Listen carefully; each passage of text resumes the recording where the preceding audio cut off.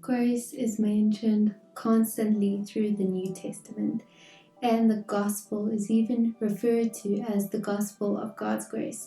So that's why it's just so important that we have a really good grasp of what grace means. What is so amazing about grace?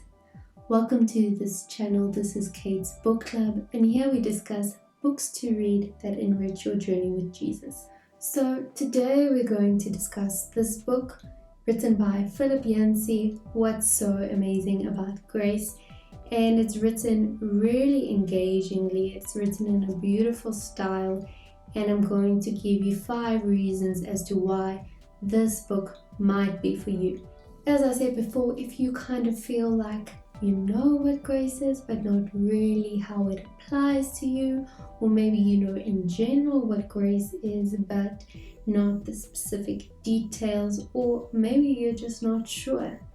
This book seeks to answer all of those questions. Even if you do feel like you know what grace is, this book celebrates grace. And if you know what grace is, you know that it's something to be celebrated. Philip Yancey actually trained as a journalist. So when he writes with storytelling skills that are really powerful. So he uses interviews, real life events, personal stories, fables, and metaphors. Really excellent writing in this book. So if you have read this book, please let us know in the comment section what you thought of it. What's So Amazing About Grace was published by Zondervan in 1997.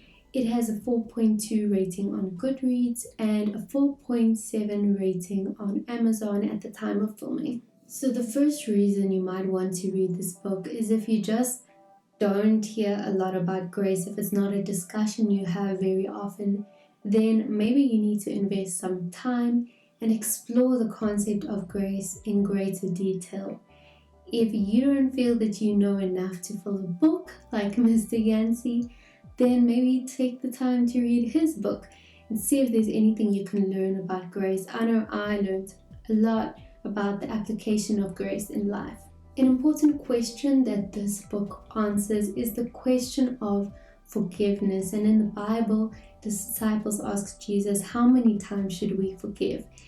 And we know that sometimes when we want to forgive someone, we wonder, how many times can we really keep on forgiving the same mistake? Surely we can forgive once, but not every time. And so Mr. Yancey uses the discussion of grace to cover the question of forgiveness in his chapter called Loopholes. And it's really such an important chapter if you want to explore the cycle of injustice, or how do we escape the cycle of injustice with forgiveness. You know, the grace of God is sometimes called scandalous because it almost seems to leave room for people to continue in their wrongdoing, whereas punishment as opposed to grace seeks almost to halt wrongdoing. So as Christians, are we supposed to punish, or are we supposed to give grace? And how do we live with the consequences of forgiveness? I think that this book addresses these questions so well. And if you yourself are finding that you want to forgive someone, but you are really struggling to do so, I recommend you read this book or any book about grace. It's kind of awkward when Jesus forgives us for our sins, but we don't forgive others. And this book actually does acknowledge that it's difficult and it's painful and it's not natural or easy to forgive, but it is something that we are called to do. And if you need some guidance and some encouragement and theology on forgiveness, then this is the book. Next reason you might want to read this book is if you've ever asked, why are Christians so judgy? And we've often experienced that Christians can be really harsh in judgment, really self-righteous, really hypocritical. And Philip Yancey actually opens the book with a story that he told in his previous book, The Jesus I Never Knew, with the story about a woman in dire straits. She just does not want to go to the church because she believes that would make her situation worse, because she would be met with judgment and criticism. And that is a harsh reality to think about. So if you're dealing with issues of judgment and criticism, and you're wondering, how does this actually fit in to the church, the way that Jesus has called the church to be, then I think this book gives a really good perspective on that.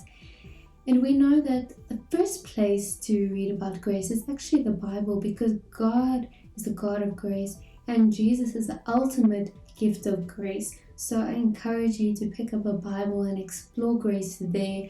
You can read the Bible for free online. The last group of people who might need to read this book is people who believe that grace stands for God's riches at Christ's expense. Although we are given much when we receive grace, grace is not only about blessing and favor. It's not only about riches for our life. So if you feel like you are exhausted of hearing about the prosperity gospel and you want to understand why it might not be an accurate interpretation of the gospel, then I think that this book really helps us to explore the true biblical interpretation of grace. On Amazon, you can read the first few pages of What's So Amazing About Grace, see if it's for you.